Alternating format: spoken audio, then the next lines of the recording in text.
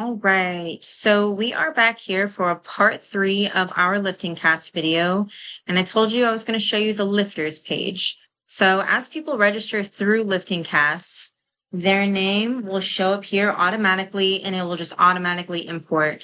And if they put a team in, it'll show up here in the team category or the team column, but most people don't.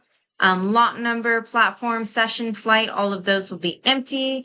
Then you have the birthday will be there, and essentially everything's filled out already for you, which is great because then you don't have to take the time to import or fill that out yourself. So these will show up.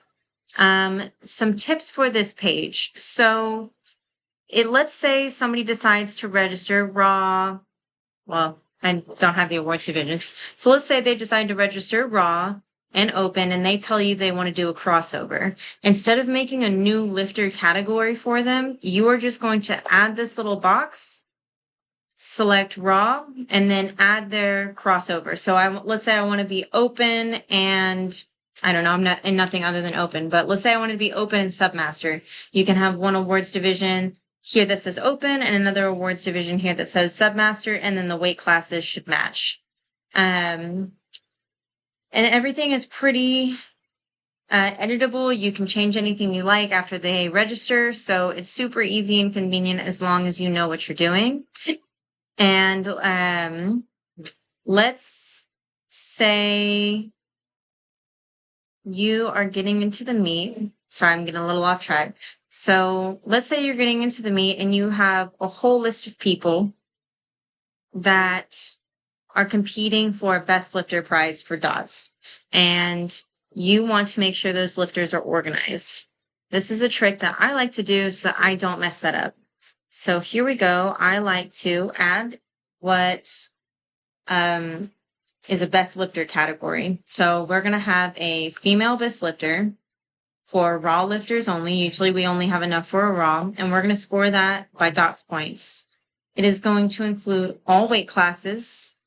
And then it will, I've never actually messed with that. It just auto assigns, and I like to hide it on the board just so it's not taking up more space.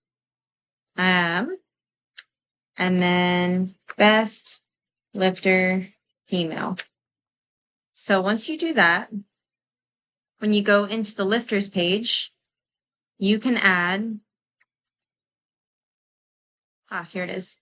You can add a best lifter female category or awards division to all of the females that are registered open and raw. And what's really nice here is when you actually go to the results, it will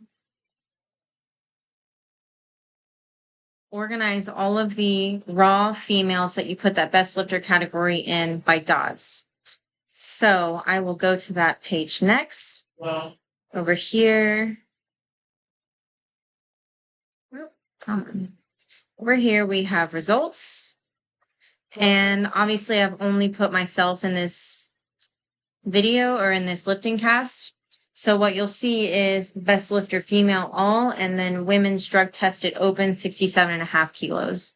So if I were to have a full powerlifting meet of people, and it would score it all by best lifter female and by weight classes. So let me actually just go show you this on one of my old meets. So let's see. Earlier this year, we did the solid strength open. And when we go to results, you can see I've got best lifter female all.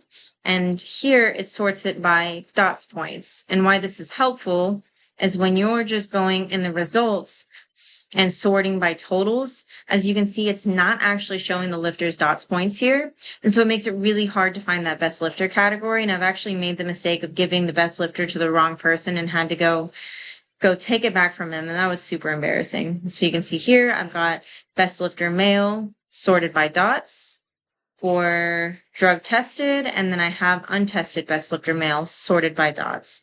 And that same thing here. When you do that, that would be in the awards divisions, and you can see I've got best lifter female, best lifter male, drug tested, untested, best lifter male, and it sorts all of that for us.